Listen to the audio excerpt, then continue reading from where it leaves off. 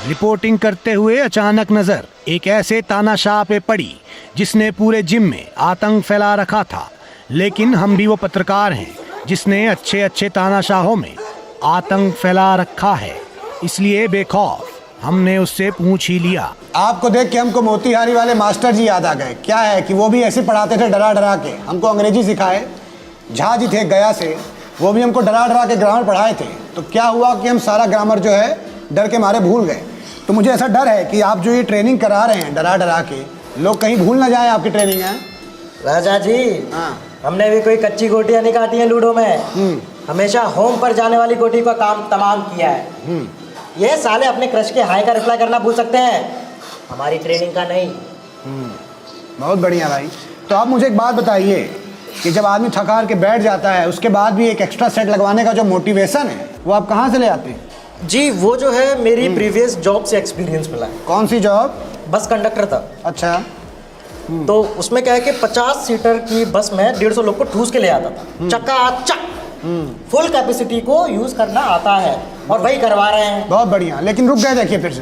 रुक गया, रुक गया। साले अपनी एक्स को याद करके मार मार मार। ये इन्हें जिस तरह से गुस्से में डांट रहे हैं, ऐसा लग रहा है कि उसकी एक्स के साथ साथ अपनी एक्स का भी गुस्सा उतार रहे हैं। वहाँ से नजर हटी तो एक लटकते हुए बच्चे को देखकर दया आ गई। हमने सोचा कहीं हाथ छूट गया तो कूला टूट जाएगा, सो हमने उसे उतार दिया। लेकिन वो हम ही पे झल्ला बैठा। अरे नहीं छोड़िए। क्या राजा जी 5 पुल-अप और करने थे, अभी सारी मेहनत वेस्ट कर दी। तुमको ऐसा ही लगता कि तुमको जिम खाना से ज्यादा मेहनत खाना पे करना चाहिए है? अरे मोहब्बत का दर्द आप क्या जानो राजा जी। 5 साल पहले मैं भी जॉन अब्राहम हुआ करता था एकदम। फिर एक दिन जिम में लड़की आई, मैंने उसको डंबल उठाना सिखाया, ट्रेडमिल में चलना सिखाया, प्रोटीन शेक करना सिखाया। फिर बोली मैं मंडे को आऊँगी। तब से मंडे अकेला ही आ रहा है। लगता है वो भी श्रीलंका के रास्ते कश्मीर भाग गई भाई। लेकिन तुम तो रोज जिम आते हो हैं? फिर काहे सुकड़ू हुए हो हैं? राजा जी जिम तो रोज आता हूँ पर हलक से निवाला ही नहीं निकलता है। प्रोटीन शेक जाता ही नहीं अंदर।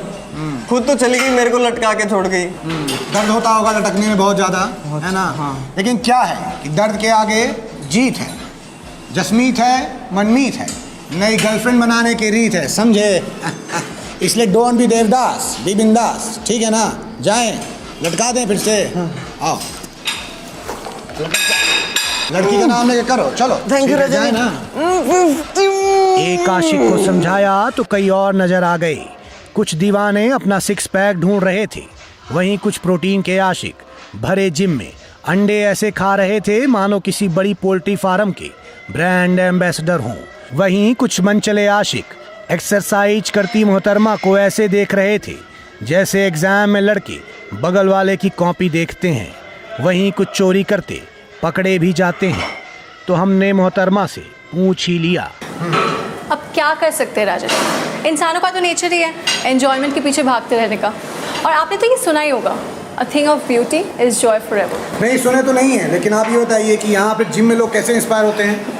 रमेश जी, मेरे आने से पहले यहाँ अटेंडेंस बस 30%, लेकिन मेरे आने के बाद इट्स 90%। और वो लड़का देख रहे हैं वहाँ जो स्क्वाट्स कर रहा है, ये उसका लास्ट सेट।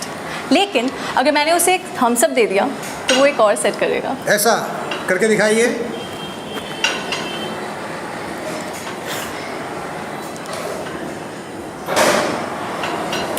बाजी, ये तो इंस्टेंट मोटिवेशन है। जी रमेश जी, और वो लड़का देखते हैं जो वर्कआउट कर रहा है, वो ना 20 kgs इंक्रीज कर देगा अगर मैंने उसे एक स्माइल दे दी तो। दीजिए।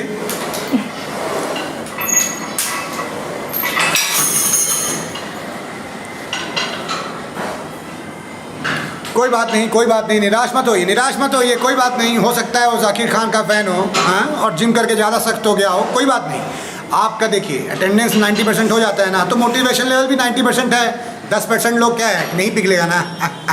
वैसे आप कर क्या रही हैं आज? Back and biceps. जाइए कीजिए, गुड लक। रिपोर्टिंग अपने आखिरी सेट में थी कि तभी हमारी मुलाकात एक पक्के बिहारी से हो गई। गौर से देखा तो पता चला वो सारी एक्सरसाइज एक फिक्स वजन के साथ ही कर रहा था। इससे पहले कि हम कुछ पूछते, उसने हम ही से पूछ लिया।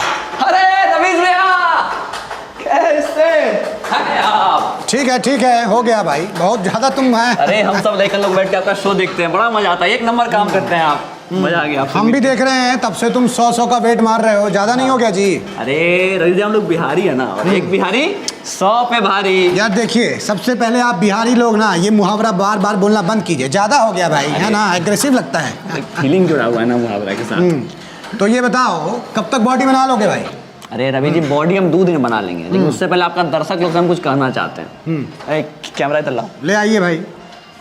देखो यार, बॉडी तो मैं 2 दिन में बना लूंगा, लेकिन उसके बाद लड़कियां जो मुझे देख के नस काटेगी उसका इल्जाम मुझ पे मत डालना।